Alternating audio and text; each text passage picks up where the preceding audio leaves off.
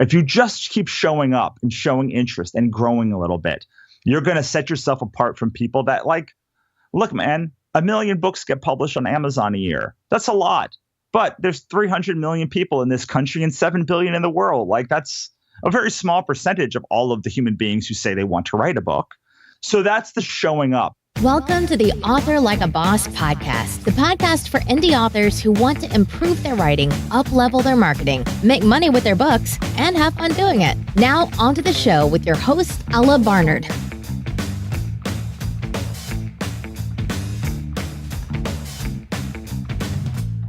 Hello, everybody. Welcome to Author Like a Boss. We have here with us Russell Nohelty.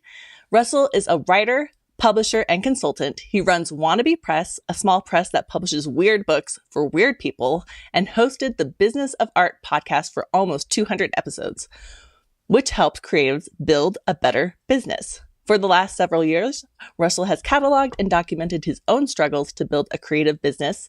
He interviewed hundreds of other successful creators and dissected their stories to find out how they built and sustained their careers. Now, he is dedicated to showing other creatives how to build their businesses by hosting workshops, developing courses, and traveling the country with his book. He truly believes anybody can be a success as long as they treat themselves like an entrepreneur and run their career like a business. Russell, welcome to Author Like a Boss. Thank you so much for being here. Thank you for having me. Yeah. So tell us a little about yourself and your author journey. Sure. So I'm a pretty abject failure by all accounts for most of my life. So I started as a camera operator back after I left school. So I got a degree in journalism, and then I decided I didn't want to do journalism. And then I started as a camera operator and director of photography, decided I wasn't that great at that, then started directing, and then I got in a car accident and I couldn't do that. Then I started writing as a screenwriter. And I was, even though I got agents and options and all sorts of stuff, I couldn't do that either. So one day around 2009, 2010, somewhere around there, my manager at the time said, "Have you ever tried doing comic books?" And I was like, "No, I don't do comic books. Comic books are superheroes. Have you ever read my work before?" And he reaches behind him and he had stacks of comics, maybe halfway to the ceiling, like multiple of them. And he just pulled off about a dozen from his stack and handed them to me and said, "Go read these. I'm not even going to talk to you about this till you read these books." And they were all sorts of independent comic books from Devil's Due and Image and independent guys who'd won Xerxes grants and tons of different people. And I read them and I was like, "Oh my God, these are amazing." This must have cost hundreds of thousands of dollars because, to make a decent movie costs hundreds of thousands of dollars. So I went to him and I said, "Okay, how much do these cost?" And he told me the average graphic novel cost, around $10,000 to get out. And I said, "Shut up." And I said, "I'm doing that then." But I didn't do it in the way that most people do, which is take their scripts and adapt them to graphic novels. I decided to really dive deep into learning how to make comic books and make a good comic book, not a movie that I adapted to a comic book. I wanted to make a great comic book. So I bought tons of comics. I talked to as many people as I could. Any meetup or group option that was around for comics, I went to. And I just kept asking questions. And eventually, I made a little short ash can, which is an 8-page comic called The Wannabes. And I shopped it around San Diego Comic-Con in 2010. And I got nothing. Everybody just was like, "Why would I do this?" It was a superhero comic about fake superheroes that become fake superheroes that get real superpowers. And everyone's like, "Why would I do this? Marvel does this." He also said it was very manga inspired. So I was like, okay. People would say it was too manga for a Western audience, too Western for a manga audience. So a lot of rolling eyes. And I came back dejected and decided, well, I'm just going to make a big FU to comics then. And I'm still going to make a comic. I'm just going to make it everything that they said not to do. I'm just going to do that, which is where the idea for Ichabod Jones Monster Hunter came, which is about a psychopath that escapes a mental asylum and becomes a monster hunter. You never know if he's killing monsters, humans, or it's all in his head the whole time. And I still remember cresting over the 101. Sorry, no, the 405 into the valley in Los Angeles, and having the idea, thinking about like who is the most unlikely hero imaginable. And that idea came to me, and I was like, well, I'm doing that. And that started everything. That started my first publishing deal and my first Kickstarter. It gave me the confidence to do a second comic called Katrina Hates the Dead, which to this day is still our best-selling book ever. It really started everything. And then from those comics are very expensive. How so? I don't know if I said $10,000, right? Like, yeah. I could make literally 20 books, 20 novels for the same cost as like one comic book graphic novel. So I wanted to do more stuff, but I just didn't have the funds. I don't have like I don't have like $1 million laying around. So I figured I would start writing novels. I had an in with a publisher at the time, and I pitched him this little middle grade fiction novel called Gumshoes, The Case of Madison's Father, which is kind of like Encyclopedia Brown meets CSI. And he liked it. It's a very small publisher, and when I wrote it and he published it. But the problem with that publisher, just like every other publishing deal, is I just didn't think they were bringing a lot to the table. So I went out on my own, and that's when I did my first Kickstarter for Ichabod Jones. Funded. We started Wannabe Press, which was, again, a little screw you to publishers, to the publishing community, because the Wannabe Press came from my first book, The Wannabes. Mm-hmm. And also, like, if you're going to call me a wannabe, if you're not going to take me seriously, like, I'm just going to own it. I'm going to own the fact that, like, I'm an outsider. I'm probably always going to be an outsider. I had my first six-figure year last year, without clients, without just selling books to customers.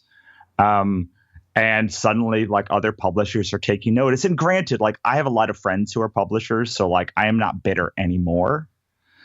A lot of my other friends who were also small publishers, like, grew up and they have big, relatively large publishing companies now. Mm-hmm. But we all came from this place of like, we wanted to see X in the marketplace. Everyone told us X wouldn't sell. And we said, well, I don't know that. I don't know if that's true. Like, you don't know if that's true. So I'm just going to try it. And like, everyone said Ichabod wouldn't sell. It's now sold. It's now about to finish its 7th printing. Yeah. Everyone said Katrina wouldn't sell. It's also out of its 7th. It's almost out of its 7th printing. Like, these are books that people said didn't have a market. And, I learned something along the way that may be valuable to your listeners. Yeah. I have two things. One, I love the name Ichabod for an anti-hero. Thank you. People say Ichabod Crane. Mm-hmm. And I'm like, no, it's just like, it was supposed to be Icarus Jones, mm-hmm. because it's a story of redemption. But there's a band called Icarus Jones out of DC. Oh. And so I was like, well, what else kind of sounds like Icarus, Ichabod. Mm-hmm. And it just kind of fell into, it was kind of a horror story. And it was kind of about like a scared protagonist who didn't really want to be a hero. And like, it kind of fits in with the Ichabod Crane model, but it had nothing to do with Ichabod Crane. I just really love that. And the second thing that I really want people to appreciate is that you went, the traditional publishers, people, or at least traditional in the publishing industry, were telling you that it wouldn't be big. And now we're in this really magical time for writers in that we can go straight to the audience and actually see what they want and what they like. So instead of just a few people that are like the gatekeepers to getting your work out there, now we get to see ourselves. And I love that you went and did the opposite of what everybody said you should do and made it. Well, here's the thing. It's like, I didn't know. Like, they don't know. This is the big thing that I learned is, generally with a publisher, they have a 10% success rate. Like, one of their books is a hit, maybe 1 in 100 is a hit, and it pays for the rest of their line. And like, so, which means that even in the highest levels, the average book maybe breaks them even, or has them, or puts them in a deficit. And then they have the one Harry Potter, book that like pays for a lot of their other books. So like, even they don't know. So for them to come and say like, this won't sell, when they don't know what will sell to their audience, like, in retrospect, it's really hypocritical. Mm-hmm. What they're actually saying, though, I have found as being a publisher now, is this won't sell to my audience, or I don't know how to sell this. So that is what a publisher is really saying. They're not saying this won't sell. What they're saying is, I don't have the audience to support this book. And so, which is actually a positive. If they put it that way, I think authors would be much less apprehensive or much less scared of rejection. Because the truth is, I run a company, Wannabe Press, and almost nothing fits in with our audience. And so I don't publish hardly anything except for our anthologies, because our audience is, and I don't know how to sell a lot of different stuff. If it's got monsters in it or magic in it, yeah, okay, I might be interested. But otherwise, like, I don't know how to sell other stuff, because I've built an audience based on those two factors, like sci-fi, fantasy, horror, and monsters. So I have triangulated an audience around that stuff. You have that stuff, I can maybe help you. And that's what a publisher is really doing. They are taking something that you have done and amplifying it. They're getting it into bookstores. They're getting into they're selling foreign rights deals. They are doing all sorts of. They are getting you 10, hopefully 100 times more sales than you could get on your own. But you have to pick the right publisher who can publish your book. And so often I find people so desperate for validation that they end up with a publisher that is. They may be a very good publisher, but they are not in a market that can support the kind of book that they are talking about. I mean, imagine like Tor, for instance. You know Tor, right? Mm-hmm. Yeah. And imagine Harlequin. Now imagine like Harlequin published a sci-fi novel that had no romance in it, and Tor published a romance novel with no sci-fi and fantasy in it. Like, those are both very, very good publishers. Yes. Anybody would be happy to publish with them, but they are not Tor is not equipped to handle a romance novel, because romance novels sell in different places than sci-fi and fantasy novels. For instance, you might go into I don't know, maybe Harlequin has a big presence in like Bed Bath and Beyond type stores, mm-hmm. like stores that are focused on like the audience. I think that's older really females. Yeah, I think this is really powerful, because what it means for people who want to author like a boss themselves is that if they can find their audience, like, they don't need to be using traditional publishers. Like, if they can find their own audience, and oftentimes, I don't know if you find this is true, oftentimes we are our own audience. So our audience is typically hanging out in the same places we are, because we're like, I love what I'm writing. and then you're like, where do I hang out? Right. I mean, for sure. Like, that's absolutely true. And so I would say, even if you want to traditionally publish, you should self-publish 3 books first, for a couple of reasons. The first is that you learn the process from beginning to end of how to make a book and what it takes to make a book. And so you can more eloquently speak to a publisher about it. 2, you have revenue numbers to back up the success that you can then pitch to a publisher. But 3 is the most important part. If a publishing deal happens today, you will not have a book in the marketplace for 18 months. That is a tough place to be when you're trying to build your brand. If you have some books that are already out in the marketplace, you can still continue to push those books or even put out other self-published books while you are working on your traditionally published book that's going to explode your career. And the final reason is, like, I don't know how to say things eloquently, so I'm just going to say it. Mm-hmm. Like, publishing and like basically every big business is built to take advantage of you. Not necessarily take advantage of you, but they're built on the assumption that you are going to be as savvy as they are. And they are going to protect themselves because they are savvier than you. So if you are not savvy enough to be able to negotiate a contract or get an agent to negotiate your contract, you will be taken advantage of because you are, by definition, not as savvy as a publisher who's been around since the 1800s.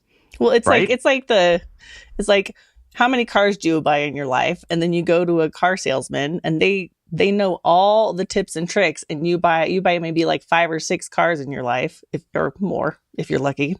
But this is all they do, and this is only something that you do occasionally. You're like, I write a lot, but do I have to negotiate contracts very often? No. So I have to negotiate contracts all the time. Well, I actually enjoy negotiating contracts, but I would say that yes. And like the other thing I don't think I mentioned before, but like if you can show sales numbers, to go back, if you can show sales numbers, you are now in a better negotiating position. If you have an audience, you're in a better negotiating position. When somebody sends me at this point, who has a not insubstantial audience, sends me a contract, I say, well, I don't need you. Like, I don't need you. Like, I want to work as a strategic partnership with you because you have certain things that I would like. You have better distribution, let's say, or you can get my book into bookstores or college campuses or high schools or somewhere that I can't. As an independent author, there are avenues you will never be able to explore. Like, you will never get into colleges if you are an indie author because like it requires you to be in bookstores, and like it's just not a big seller to like focus on that. So a traditional publisher can help you in some aspects. But if you go in with no audience, with nothing, and you try to negotiate with somebody else, they're going to say, no. Is someone else offering you a deal? Absolutely not. Like, why would I do this thing that nobody else is willing to do? You can take my standard contract and I will negotiate like the standard, like I won't screw you or something, or maybe you can get a little bit of an increase if you have an agent, but like they're not going to move much further from their base position because you don't have leverage, as opposed to like Kim Kardashian. We may not like Kim Kardashian, or you may love her, but regardless, when she signed her first book contract, she had a platform. She could say, well, I've got 1 million Instagram followers. I don't know, like that's worth something. I'm not going to take a $10,000 advance. You better pay me 7 figures. And they looked at that and said, well, look at how engaged her audience is. Look at how much she's selling in other things. Like, there's a good justification for making this, for signing this other contract, or signing a contract with Stephen King. Like, if you sign a Stephen King contract, it ain't going to be for the $10,000 average advance that an author receives. It's going to be for 7 figures because he has the sales numbers to back it up. And when someone's sorry, go ahead. It's okay. I think a lot of, you hear some of those stories about self-published authors who then the publishers reach out to them because they have built a readership. They've built some success on their own, and now they can be traditional. Like, now they've caught the attention because they have a platform. And I want to move into asking about your writing practice, because you had said because I believe you have a book a month intention. Yes, I'm writing 18 books in 18 months if I can help it. Yeah, so and that is while I still run another company. I do marketing services for people. I run builders once or twice a month. I also have courses.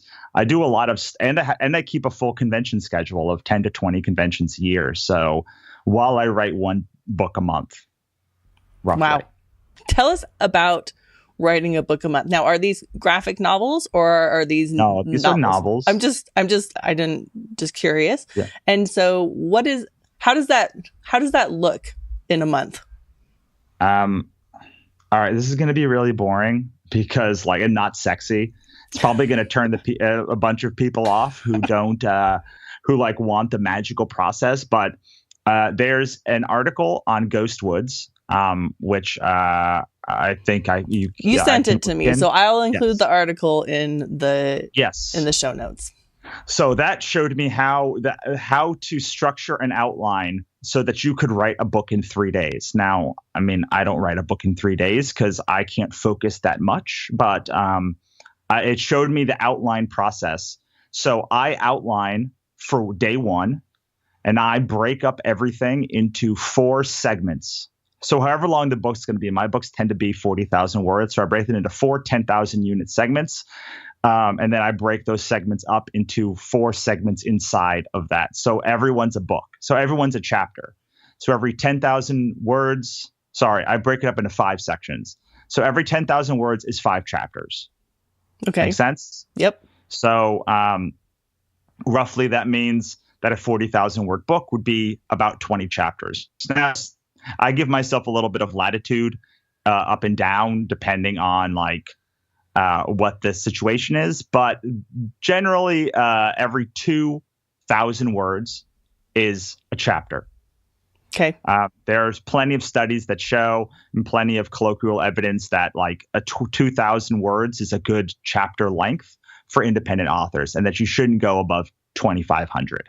And so every break of those 2,000 needs to have a hook to get you to the next chapter, right? Mm-hmm. And then every 10,000 words needs to have a big hook to get you to the next chapter, because now you're breaking it up into 4 segments. So 4 big things happen in this book. That changes location, changes sequence. And this is the same thing you can use for writing a TV show or a movie, by the way. Like a movie is really just a 100 page script is really just 10 segments that break up into 10 scenes roughly. Mm-hmm. So a section, so 4 sections, each section is you break that up into 2,000 word segments. And then at the end of every 2,000 words, you need to have a hook to get them to the next chapter. And a lot of stuff has to happen to move the character forward. So then I break it up into those segments and I write what the segments are going to be. And then, so that's day one. I'm actually in the middle of doing that for my 4th book this year right now. So, and then I sit down. That takes me a day to write the outline and then a day to like mess around with it. Mm-hmm. And then I spend 8 days writing 5,000 words a day. I take 1 day off. Usually my editor comes back with an edit around that time. About once a month, she comes back with an edit. And then I edit that book on the break day. And then the next day, so this will be day 10 to day 14, day 13. I spend 4 days editing at 10,000 words for the first edit. And then I spend 2 days at 20,000 words editing a second draft, and then 1 day at 40,000 words going through it one more time, and then it goes off to the editor. The editor does a round. I spend a day editing that round. Then she does a second round, and then I spend about 2 hours editing that round, and then it goes off to the proofreader, and I spend about another 30 minutes going through the proofreads, and then that's it. Book's done. Mm-hmm. Now I have to format it and get it back. So that is the way that I do it, and how I do it is pretty simple. One character point of view, one objective, one external objective, one goal. Okay. One internal goal. Okay. And do you this is obviously something that you have discovered works really well for you, but is this how you started? Yes. I mean, a lot of it, because I started in screenplays, this is something that we actually learned in screenplays very early on, is a screenplay is just a series of sequences. And those sequences are a series of scenes. And every scene has to have a hook to get you to the next scene. And every hook has to build until the end of that sequence. So basically, every story is a 3-act structure, right? Mm-hmm. But every sequence is also a 3-act structure. And every chapter is also a 3-act structure. So, and then every scene inside that chapter, if you want to get really granular with it, I often take the 2,000 words and break it up into 4 smaller segments, which would be like scenes in each chapter. And then every scene has to be an up down. And so I'd use a lot of the same things that I learned back in screenwriting, just I'd use that with comics. With comics, every 5, let's call it a 5 issue graphic novel. Every issue has to have an arc that moves you to the end of the plot. Every half of a book has to end with a sequence, and then every scene inside of that graphic novel has to end with a 3-act structure as well. And you have to come in late to a scene and out early. Can you tell me about using your creativity within your strict format? Because I think that's what a lot of people, they're like, but what about my ability to be creative? Can you because I know, I feel like, and I say this a number of times, like I've done some crafty and quilting, and quilting is like very specific stuff that you have to do to get to the finished quilt. But within that, you can do whatever you want. Sure. I mean, the thing is structure breeds creativity. If you know what the structure of a story is going to be or what you're trying to do each time, then it allows you to be more creative because you're not being creative with the structure of the story. There is a great article, I wish I could remember it, that talks about how when you're making something, you can really only mess with one structural change in a piece because people can't handle multiple structural changes. So, for instance, there's a book called, I can't remember what the name of it is. One Soul, I believe it's called. And it's a graphic novel, and it follows every 2-page spread is something like 24 different characters. And it's the same character every 2-page spread, and it follows them through their whole life. Wow. Which is a very novel concept. Yeah. By the end, they're all dead, and then the character, and then the page, when the characters are blacked out, it kind of like merges into one big black. Sorry, not to ruin it, but like that's the whole point of the thing. The people within is the sequel. But when they're messing with this narrative structure in the way that they do, the paneling is incredibly plain. Every page is the same because you can only bend one narrative structure at a time and still keep the audience entertained. So if you know that you have 100 pages to tell a script, or you have 5 issues to make a graphic novel, or 40,000 words, yes, or 40,000 words, or 60,000 words. Look, you don't have to be me. I know 40,000 words is a little bit short. Most people get on me because 40,000 words is too short to make a profitable career, and I say, we'll see. You know what? If next year I still haven't broken on the Amazon side, then we'll see. We'll know then. But then I will have data, and I'll be able to point to the data and say, this is why writing 40,000 words isn't working. But we'll see. Anyway. But if you have those constraints, you can really expand what you can do inside of all of those constraints. If you know a chapter is 2,000 words, every chapter is going to be 2,000 words.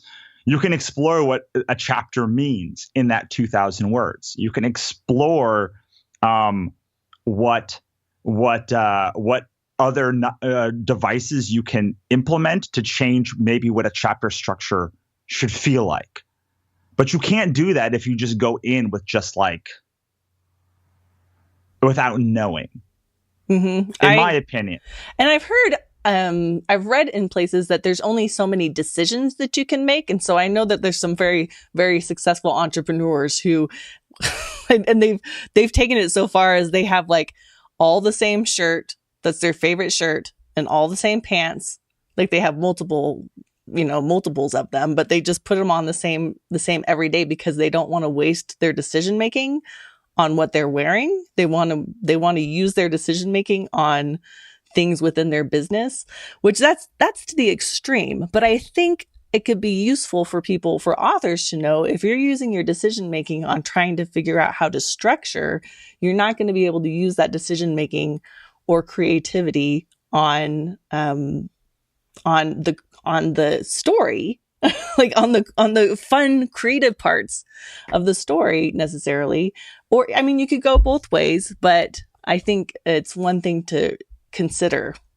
Well, I'm going to now disagree with all the things that I just said and say, like, I prefer to write by the seat of my pants. Mm-hmm.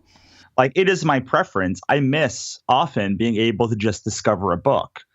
The problem is that the market will not bear one book a year because of the Amazon cliff.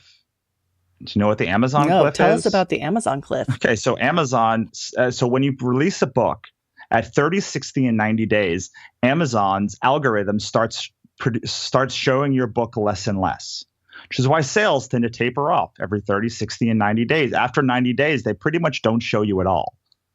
So you have to release books before that cliff because Amazon is the biggest book publisher. Sure, you can go to Kobo, and some people have success on iTunes. I'm just giving you what most people say. So most of my advice is not based on my own data. It's based on hundreds of interviews with people and hearing what they say, and then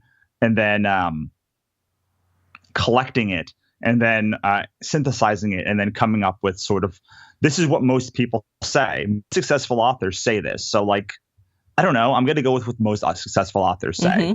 I'm sure there is an independent author who writes one magnificent novel and makes $200,000 a year. I'm sure someone could respond to this and say, what about this human? And I'm like, okay, that's great. And if you're an independent author if you're a traditionally published author, clearly doing one book a year or one book every 2 years does work for some people. But when you're an independent author and you don't have the ability of having a traditionally published person pushing you all the time, this cliff is incredibly important. So the goal then is to release books quicker than the cliff so that Amazon keeps pushing you. It's not pushing your book. It's not pushing your old book, but it's pushing your new book. And so every time the people that are getting the emails from Amazon say, oh, look, there's another from Russell Nohelty. Who's this Russell Nohelty guy? And people need to see something between 7 and 14 times before they start to commit to it. So if you're releasing a book every 120 days, it becomes very tough to beat that cliff, right? Yeah. So then you need to figure out how to beat the cliff. Maybe you put out 2 big honking books and 3 novellas a year. Maybe you put out what I'm doing, which is making more like pulp style books. You know, the pulp tradition is long and vast. And even after pulp, fantasy, sci-fi, and mystery novelists have been using the 40 to 50,000 word range to make their books, all the way from Lloyd Alexander to Harlan Ellison wrote books like this, where they're making shorter books that are meant to be consumed fast, ephemerally, but they're putting it out so often that they just have a massive back catalog. Because the other thing that you have to know as an independent author is, like, you will not have success until you have 15 to 20 books out. That is a fact from most authors. I'm sorry, you might think you're going to have success with one. You probably will not have success until 20. Are there people that beat that? Yes. But why would you go for the 1 in a million shot when you could generally say that 15 to 20 books is the mark? So you want to hit that 15 to 20 books as fast as possible. Right? I mean, you want to be successful as fast as possible. So you have to write those 15 to 20 books. You have to make them good, consumable, build an audience as fast as possible. Because then every time you release a book, you're making money on your back catalog too. Mm-hmm. And meanwhile, your back catalog can be used for promotion, for giveaways. You can run promotions in different sites to keep building your audience. Especially if you do it right and you make trilogies and such, and you make them consumable and self-contained, you can make these books fast and still make them good. Yeah, and then you can make them cheap also. Yeah. I want to touch on a couple of things. One, I don't want there to like I'm not a book snob. Like I don't see a space for snobbery at all in indie publishing anymore, because it's really the audience. If it's does the audience want it? Will they buy it or not buy it? Like, and yes, there's strategies to get it in front of your audience. Like there's things you have to do to get it in front of the audience before you can reliably say yes or no. But in terms of, 40,000 is too short, I'm like, if people will buy it, that's, if you're entertaining people and they're enjoying what you're doing, I don't see anything wrong. Yeah, I mean, I think the point is, I think the point people make to me is like, they won't buy it.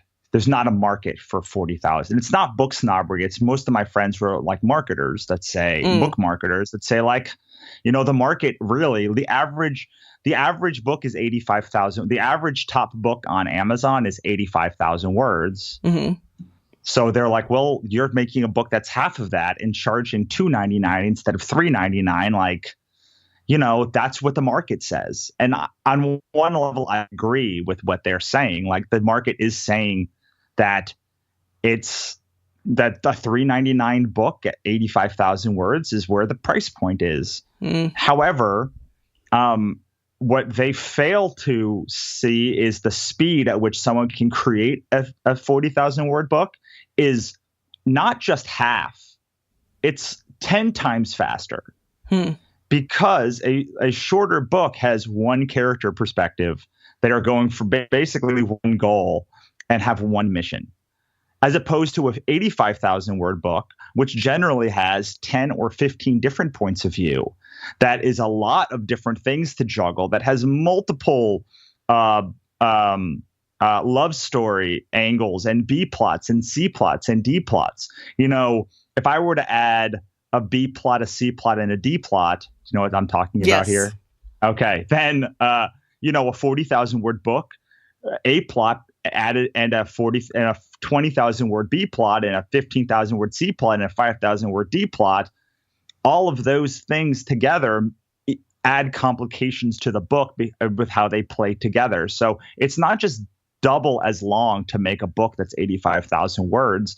It's 5 to 10 times more complicated, which means it takes 5 to 10 times more brain power to do, which slows you down even more, which is something that you can afford to do when your career is established. Mm-hmm. I do not expect to be making a book a month after next June. Like that's horrible. I hate the schedule. Frankly, I hate it. Like it's so bad. It's so hard. I have a question for you. Will you come back in a year or so and give us an update about how everything's going? Like I would love to know how things are going with this 18 books in 18 months goal. Absolutely. It keeps getting higher too, but I have all 27 books. I have covers for all 27 books. Wow. And I have 5 of them 100% done. Mm-hmm. I have 6 of them 100% done, and I'm doing 3. So I will absolutely come back. I'll come back whenever. I will talk your ear off. I don't know if you know, I used to have a podcast. So thank you, Russell.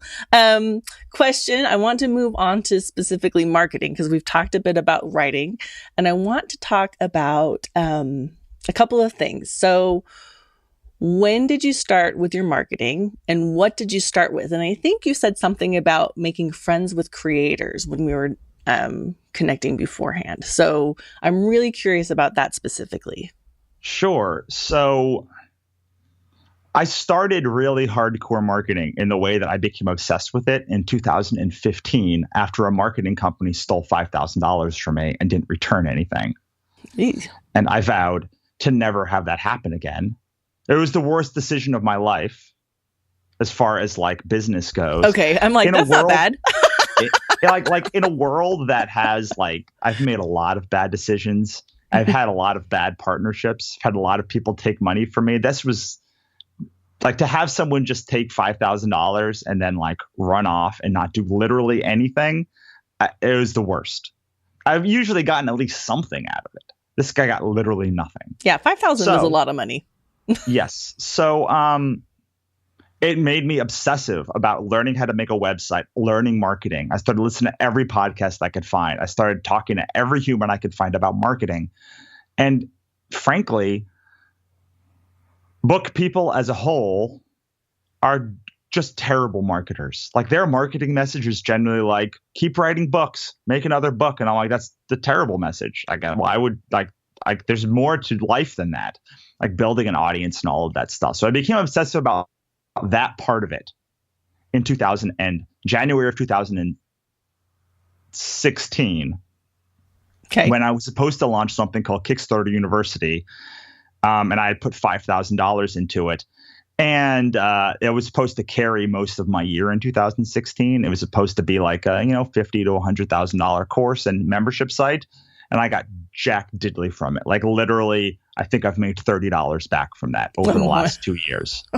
Oh, no. But as far as like general marketing, I didn't even consider this marketing. It was just like, I would join forums and I would talk to people on those forums, and then I would friend those people on the forums, but personal Facebook friends on the forums, and then we would have conversations off the forums. And these are people that were like way further ahead than me in their life, and so I would listen to the things that they said.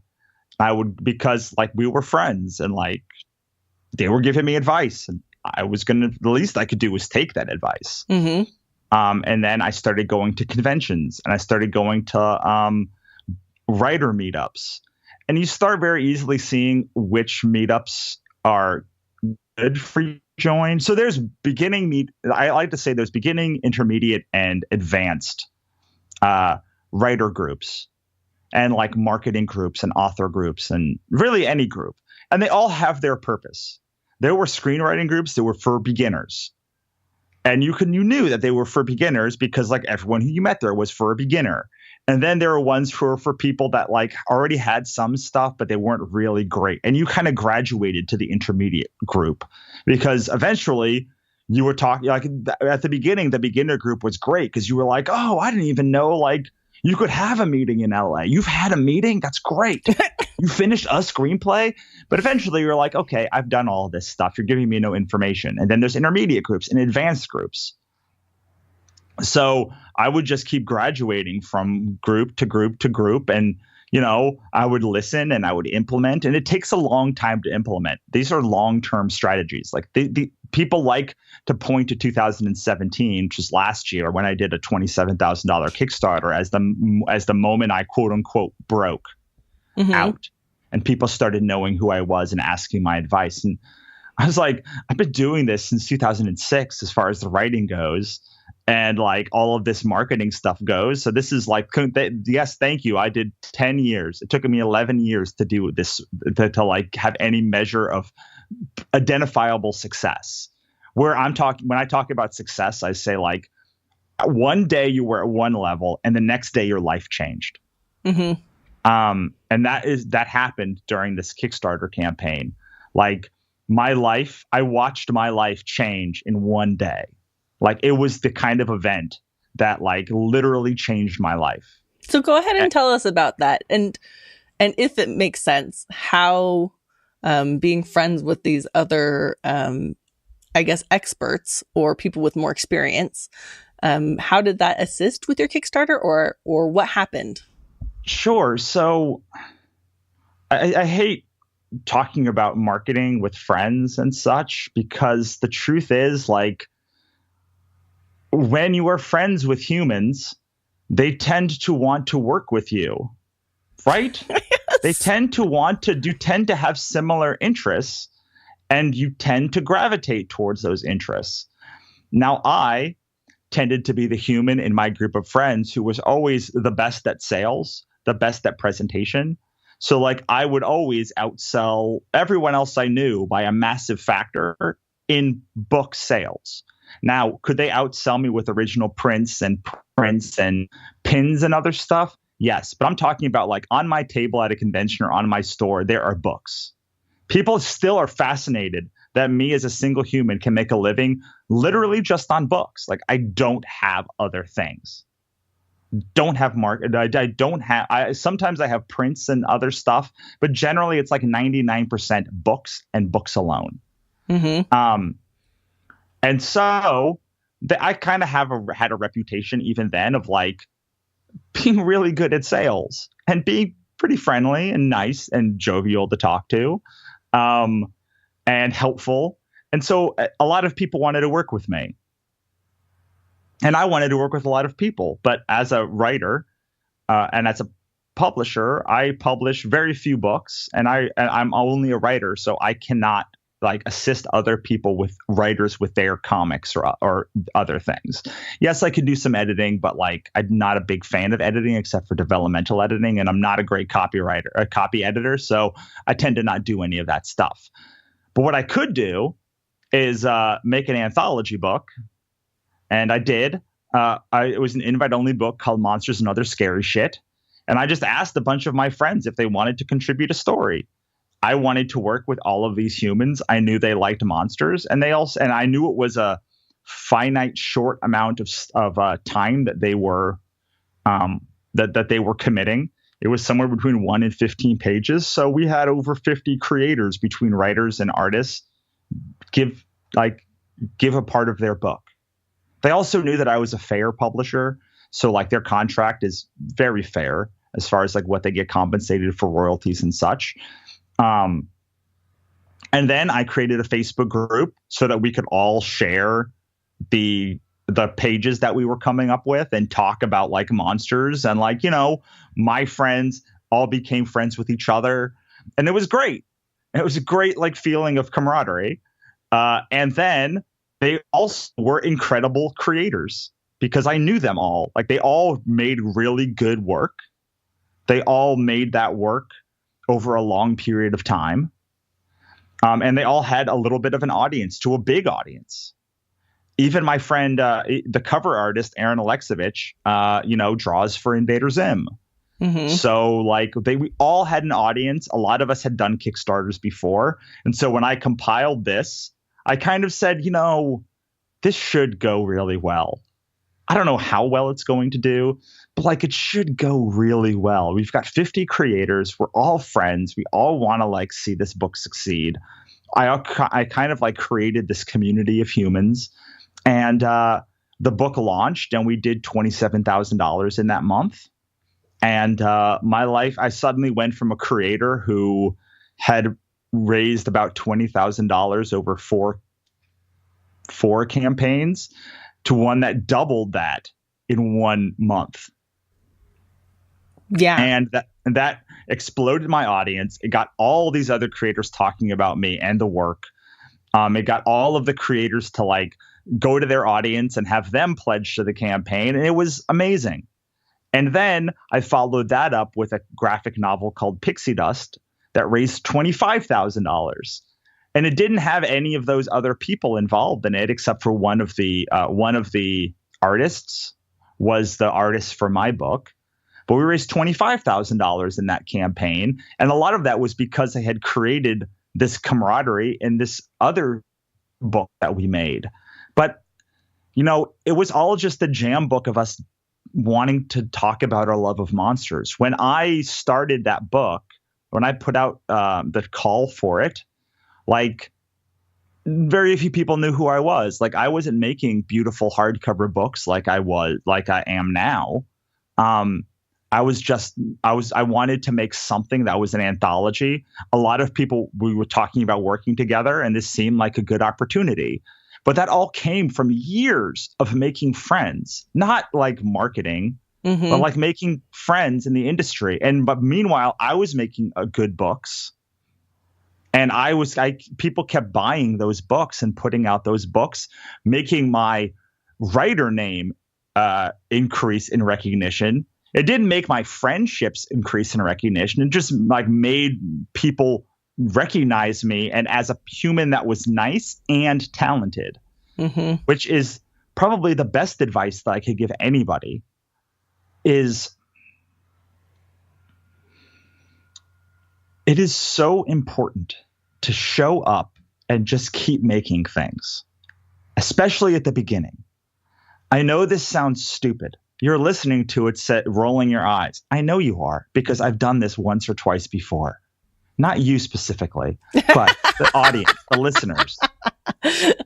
I'm telling you, as a human who's done this and been on one side of the divide of successful author and on the other side, been a publisher and watched people ask me questions, come up to me, and noticed who kept coming back again and again and again, who's had a podcast, who's interviewed creators, hundreds of them, again and again and again.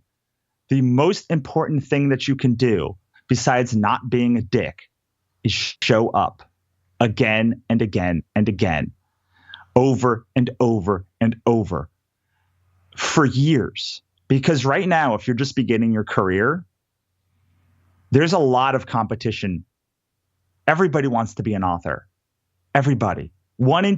Statistically, 1 in 2 people want to write, think they have a book in them. Mm-hmm. And this is in my book, so I'm not going to go through all of I break this down inside the book. So, but like, as you keep making things, so that's the showing up. If you just keep showing up and showing interest and growing a little bit, you're going to set yourself apart from people that, like, look, man, 1 million books get published on Amazon a year. That's a lot, but there's 300 million people in this country and 7 billion in the world. Like, that's a very small percentage of all of the human beings who say they want to write a book. So just by like showing up and continuing to make stuff, you start separating yourself until you get to the point where you're 5-10 years into a career and you look back and everyone else has given up. They've all given up. And meanwhile, you are continuing to make things. This does not work if you just sit there and don't make things, because then you're not growing as an artist. But if you're growing as an artist by making stuff and building your audience little by little by little by little by little and learning little tricks to write better or write faster, if you're learning tricks about marketing or writing or drawing or whatever it is that you can pass on, and you just keep putting out books over time, people will take notice. And if you just keep showing up at these events, people are going to like you. Yeah. As long as you're not a dick. I mean, statistically, if you show up around a human long enough, they will start to like you. Yeah, I moved around a lot growing up. I went to 8 different schools, and so I had to learn how to make friends very fast because I might only be in a place for a year. And so as I've grown, my experience has been friendships and any kind of relationships are built on shared experiences. They're built on shared experiences, and friendships are built over positive shared experiences and enemies. On the opposite, but friendships are built over positive shared experiences. So, and when you're an author having positive experiences with other authors, it's so much easier to make friends because they're already kind of your tribe. Like they've already filtered or self-selected. You're like, oh, I love writing. Have you ever been at like a bar or something and you run into somebody who's like, I love to read and I love books. And you're like, me too. And all of a sudden there's this instant bond because you have that shared love of something. Yes, absolutely. Yeah. And so making friends with creators, the other thing I like to point out, so you made all these friends with creators over the course of the years. We'd love for you to subscribe, rate, and give a review on iTunes. I'm just going to... Until next time. Blurt it out. Point it out. I'm going to point out, streamline it for people. So Russell spent years just being in the space with other people while still continuing his art and improving it. And then when he had an inspiration, I'm going to say, I want to make a book with monsters, he knew all these people already who could contribute. And maybe accidentally at the time, and I have a feeling a little bit more purposefully since then, he took advantage of the fact that that all these 50 people who were part of this anthology had their own audience. But their own audience didn't necessarily overlap at the time, but they did all have the same interests because it was all monsters. everybody's audience was interested in monsters, either through the artwork or the comic or the story. And so he brought them together. And I want to point out as well the value of being the person who brings it together. Like, yeah, because here's one thing that you should know. Yeah. Like bringing it together is hard, and it is grueling, and it is thankless work.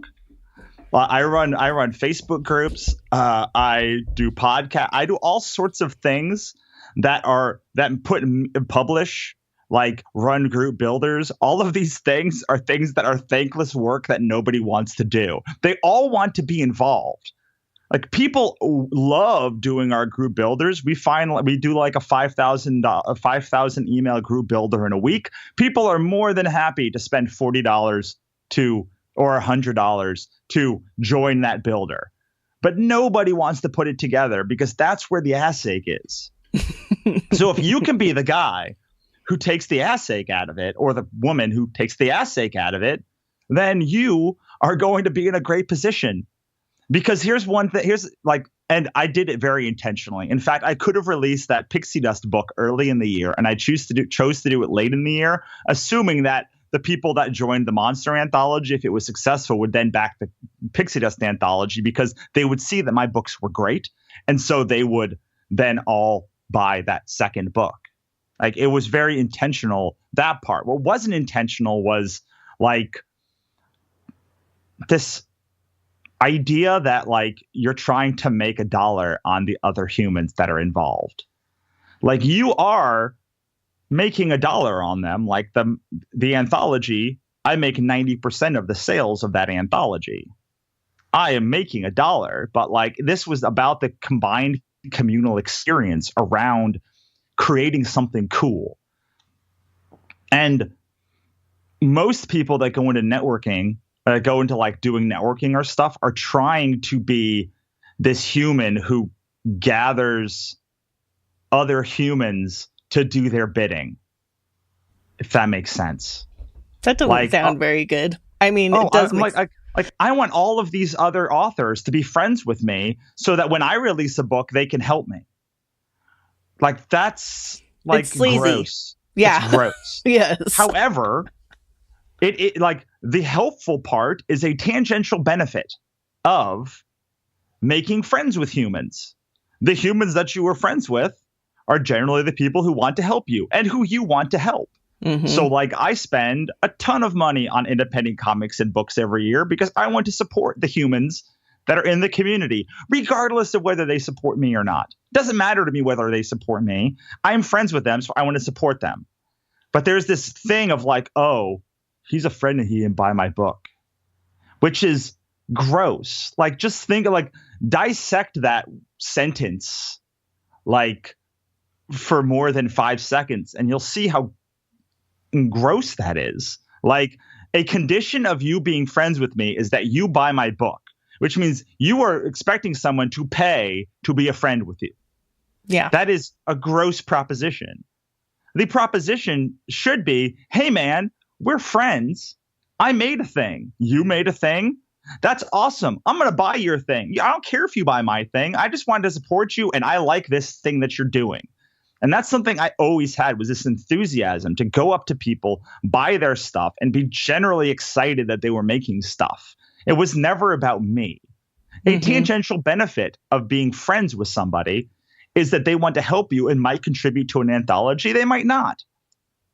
You know, I've got thousands of friends. Only 600 of them backed the Pixie Dust campaign.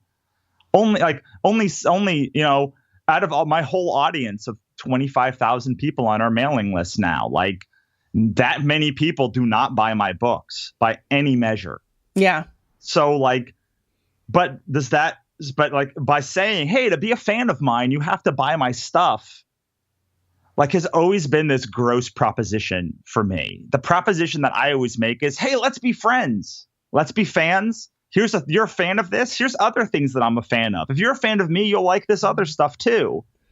Then go ahead. That tracks down to money. Like, money becomes the ancillary benefit of building an audience and having good friendships.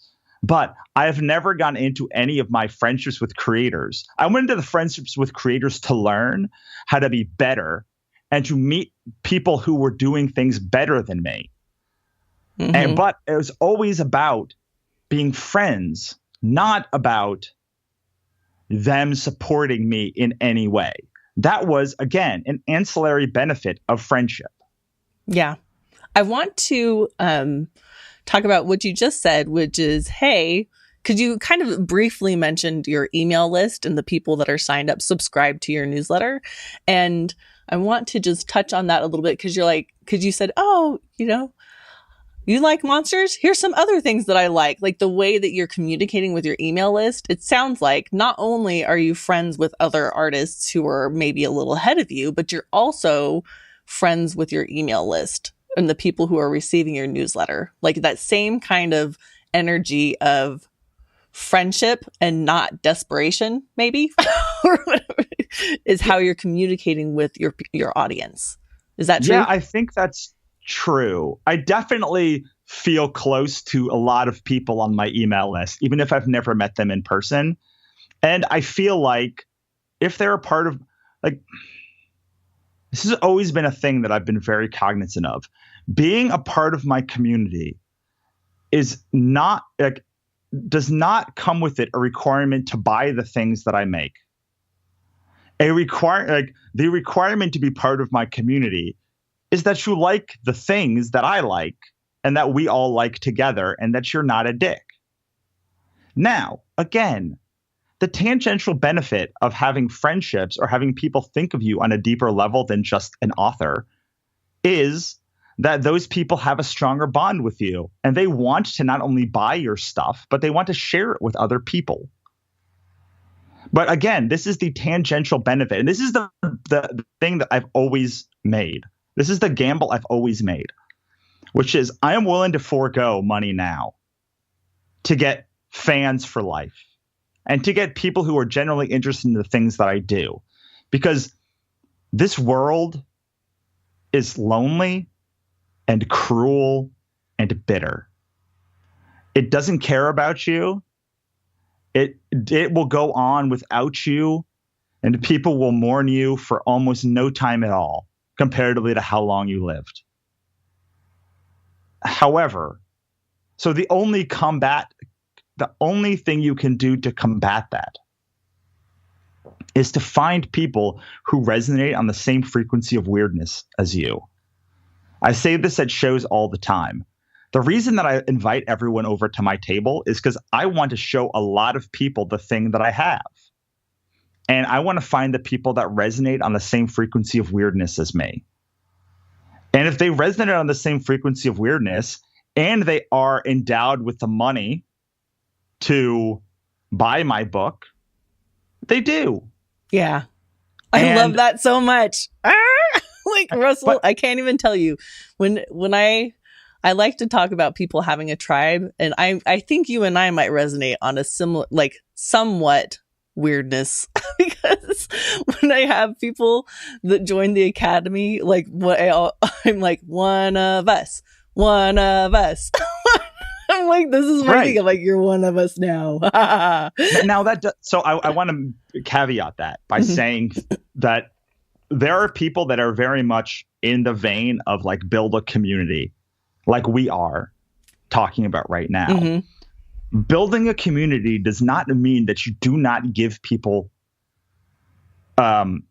reasons to buy from you, that you do not give them the ability to support you. This is where most people fail when you take on this level, which is, cool, you're part of my community. Let's talk about things. That would be cool. But I have an email sequence, and the third email in that sequence is always, hey, just so you know, I'm also an author. I buy and I sell things. And it would be cool if you bought these things from me. I don't expect you to buy these things from me, but it'd be cool because this is how I'm able to do so much free stuff. Yeah. All these newsletters and giveaways and all this cool stuff is contingent on me making books.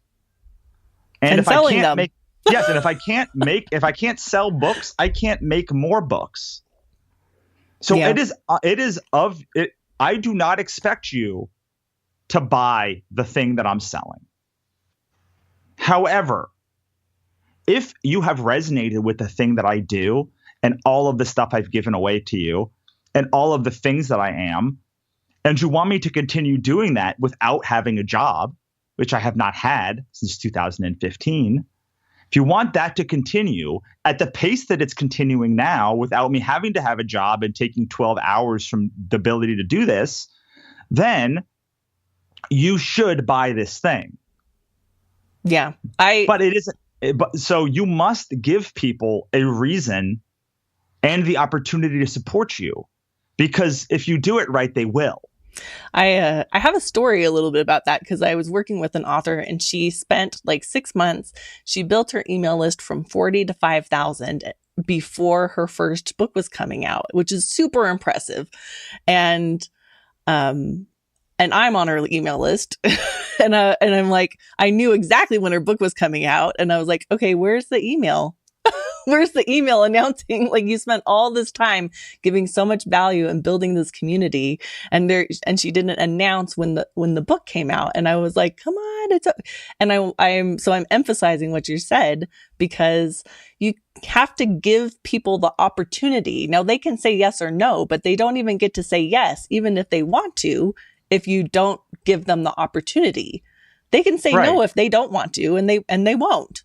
But you have to. And they won't. They absolutely won't do it. Like, I have been doing this for a long time. Mm-hmm. Longer than I care to admit, even though I've admitted it on this. And I can say, you can't convince anybody who's not going to buy a thing to buy it without guilt. You can guilt somebody into it, but then they have this gross feeling that, like, they got swindled. And that's not a good feeling to feel like in a community. It's also not great when somebody has like bought something they can't afford or out of their thing, and like you're the one that put them out of the ability to like buy something. Like, that's not a great feeling for me. Mm-hmm. But your business and your life is like a Goodwill bank. You know what a Goodwill bank is? It's like any other bank. It's like any other bank, but it's full of goodwill. Now, you can't go into a bank and take out $10,000 if you don't have $10,000 in there. In the same way, you can't spend spend goodwill that you don't have without it coming across as gross. So most of my life is spent filling a goodwill bank real high and then withdrawing when I need it, and then filling that bank back up and then withdrawing, so that I'm never negative. And if you can build up the goodwill bank, you should never feel bad about withdrawing from it. Just like you shouldn't feel bad about withdrawing from a bank account that you have plenty of money in. Where selling starts feeling gross is if you don't do that, or if you start thinking of people like $20 bills. Mm-hmm. And the truth is that we are very myopic when it comes to our books.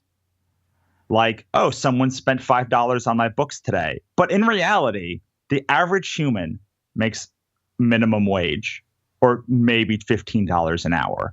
So that's 20 minutes of their life working at a job they probably hate for less money than they probably have. And they spent it on you instead of buying food or something else, saving, putting money to retirement. So I think if you can start thinking about it like that, whereas humans, every transaction is a human. It's $1, it's $10, it's $1,000, it's $1 million. It's a human giving you a part of something that they worked to earn. And that, I take that trust really seriously, because statistically, 70% of people are living paycheck to paycheck, which means They can't afford to spend money on my stuff. So the fact that they do means a lot to me. And I never get over that transaction of you took a piece of money from you that you have and you gave it to me because you resonated with the thing that I said. And that is a much better business model, though, admittedly, a much less profitable business model. I love it. I really love that, Russell, because I'm about feel good marketing where everybody wins. So there's not like that yuck or gross. We're, as authors, we're actually very fortunate to be in a market where people will buy one book and then they'll buy multiple books, and we get to, instead of, there is competition, but actually you can build a large fan base by cooperating and helping other authors instead. I wanted to ask you one last thing before you tell us about your book and where people can find you. But what's one piece of advice you would give to others who want to be successful authors? All right, I already gave it, which was the main one, which is like show up and keep doing work. Mm-hmm. All right, so I have two other ones. The first, and the Goodwill Bank is also another good one. Yeah. The first is this: you suck. You suck when you first start doing this. Quit beating yourself up about it. You're supposed to suck. The only way you can start being good at something is if you keep doing it. So like if you're sitting there writing and thinking you suck, guess what? It's because you do. But everybody has sucked in the history of the universe at everything. You used to suck at like talking or opening your eyes or breastfeeding or like communicating or whatever, like anything. Like you as an author suck. Stephen King sucked. Anne Rice sucked. These people worked and got better.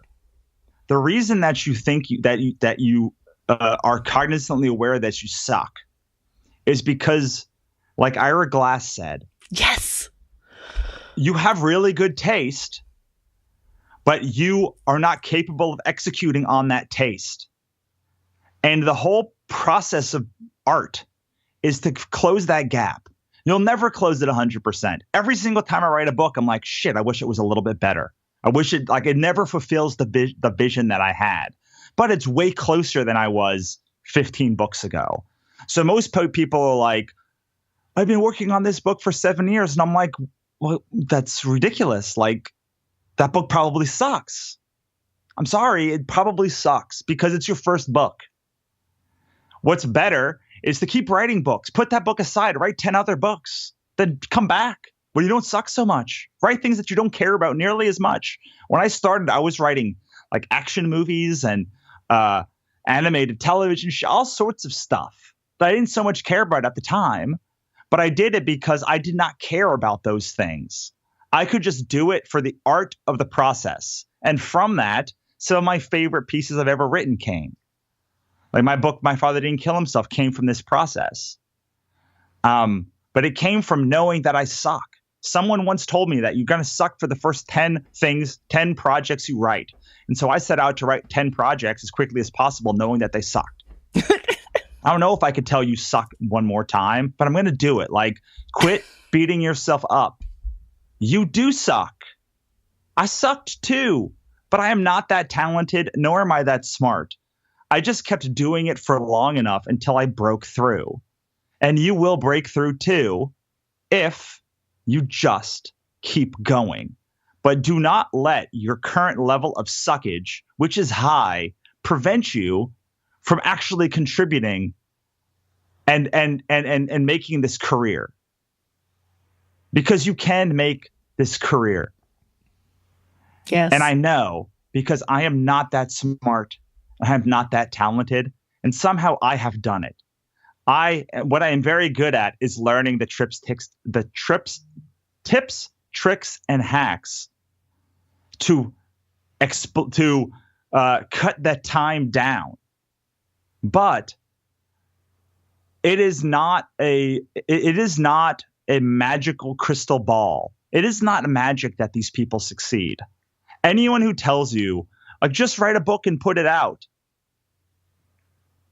is fucking lying to you. All of those people have mailing lists. All of them have Facebook ads, and all of them, even if they don't have either of those things, have a massive Amazon following that follows their work. So of course now they can say, just take a book and put it out, because they have built up hundreds of thousands of people who want to hear when they release a new book and and click the little follow button. But this advice of you just make a book and put it out, and then make another book and put it out, and then make another book and put it out. Well, that's really tough when you're looking at yourself, expecting the kind of results that somebody else has. So this is my second piece of advice.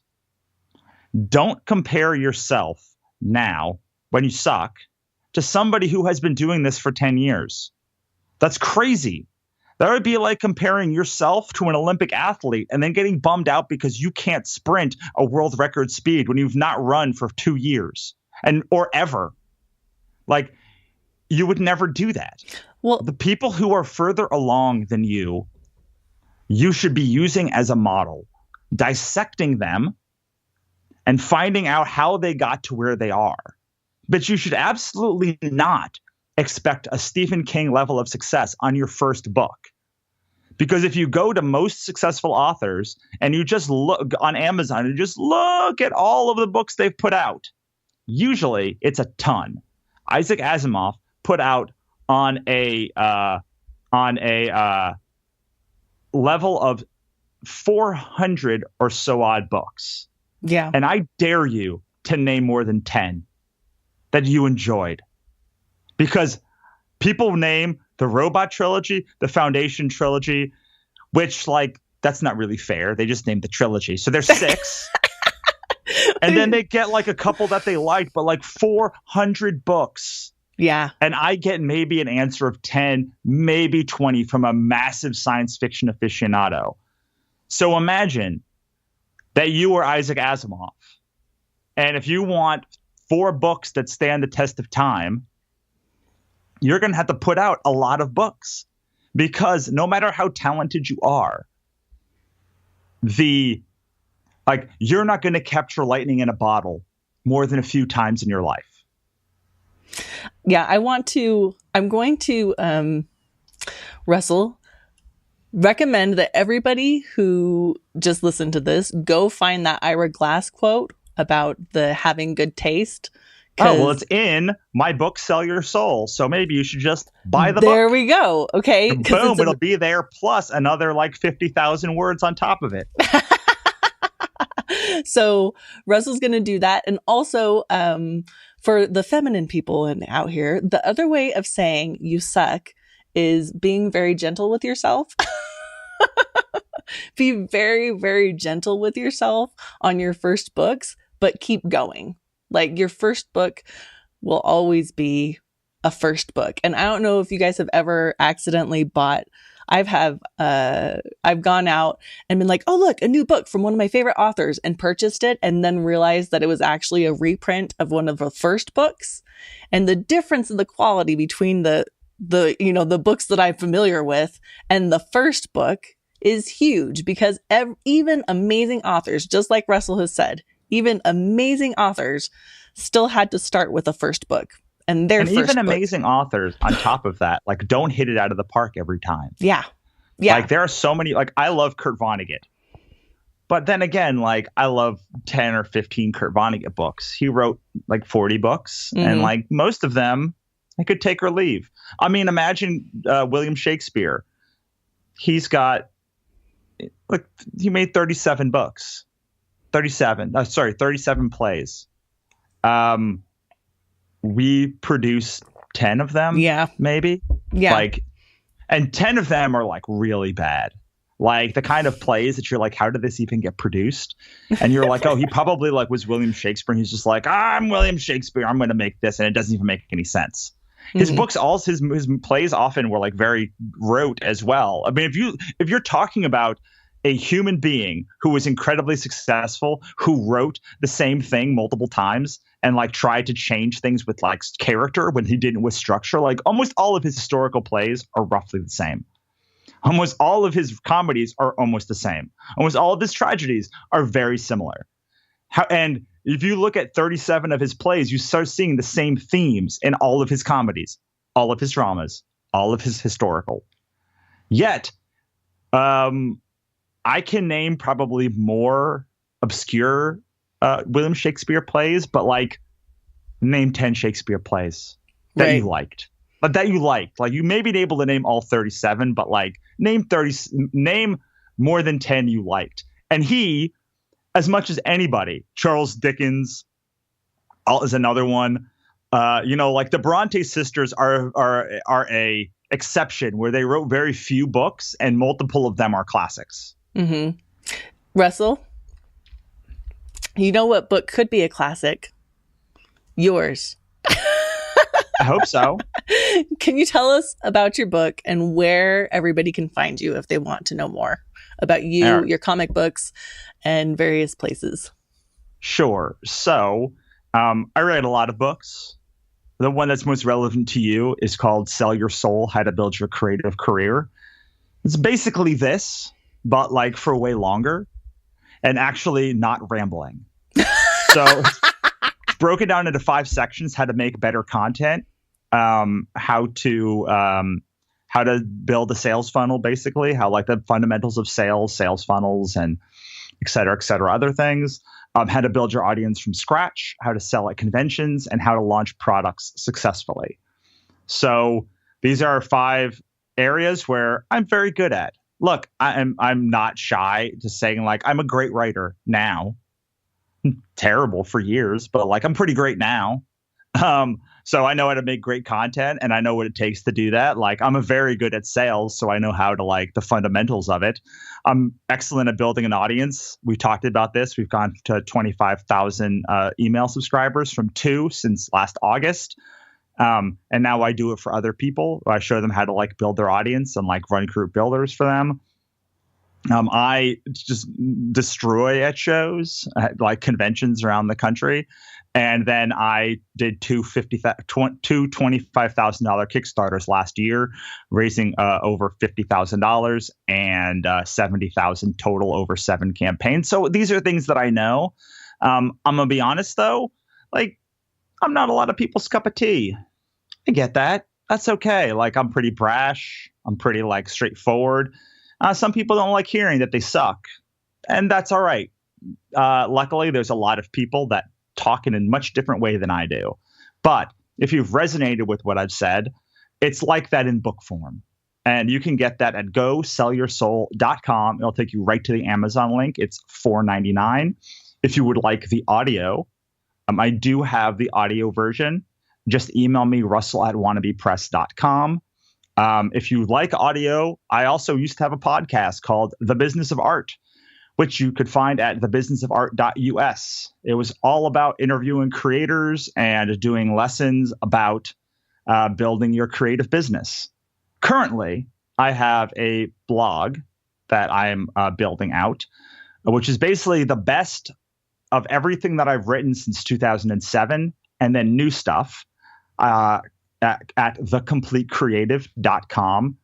Well, yesterday we just launched a new epic blog post about the secret to surviving as a self-published author. It's the best secret that I've learned in the past 10 years of doing this. I also have a blog post about how to land a publishing deal, which is 7,000 words about how to land a publishing deal. I think I can say this with some level of deference. Like my stuff actually has a lot of actionable advice in it. like in the blog posts. So you don't have to wait for a long time or read a lot of blog posts before you actually know how to land a publishing deal. You will read those 7,000 words, and at the end, you will have an actionable plan of how to run a publishing deal. That's at thecompletecreative.com. If you just want all of the stuff, I recommend 2 things. The first is, if you want to join my mailing list and see how I do things, you can do that at russellnohelty.com/mail. MAIL. You'll get some free cool comics for signing up. And more importantly, you'll see how I run my own mailing list and like steal all the best parts and then use it yourself. I mean, that's what I did for years. It's the best way to learn marketing. Yes, it's just like follow successful people and then do the thing that they do. Mm-hmm. Like not the thing that they say, but the thing that they do. Yes. Like if a successful person had a podcast, I would start a podcast. Even if they said don't start a podcast, I would say, but you have a podcast. That's not really. If they said don't have a mailing, if they didn't talk about a mailing list, but I saw that they had a mailing list, like I would get a mailing list. The final thing is I have a Facebook community. It's where I met my friend Jess and many other creators. It is riddled with just amazing authors. And it's called Authors and Creators Making Money Selling Books. And you can get there at writingandsellingcommunity.com. I got a lot more places you can go, but really, like, that's the best one. The mailing list is really the number one best one because you'll be funneled to the Facebook group after you sign up. But I absolutely 100%, even if you do not like the thing that I said, recommend you go and sign up for my mailing list because you will learn somewhat how I do a mailing list, and it can inform how you do yours. Mm-hmm. Yeah, I love it. Thank you so much, Russell. You guys, so be sure at the very least to go to his mailing list at The Creative. It's russellnohelty.com/mail. Mail. Got it. Okay. And that will make sure that you get all the other things because those all other things will be on the mailing list at some point. So if you had to do one thing. Including the first chapter of the Sell Your Soul book. Ah, lovely. Okay. So awesome. Thank you so much, Russell. And I am really looking forward to catching up with you in a little bit when we find out how things are going with your 18 books in 18 months. So cool. And thank you everybody so much for being here and listening to us at Author Like a Boss podcast. Welcome to the Author Like a Boss podcast, the podcast for indie authors who want to improve their writing, up-level their marketing, make money with their books, and have fun doing it. Now, onto the show with your host, Ella Barnard.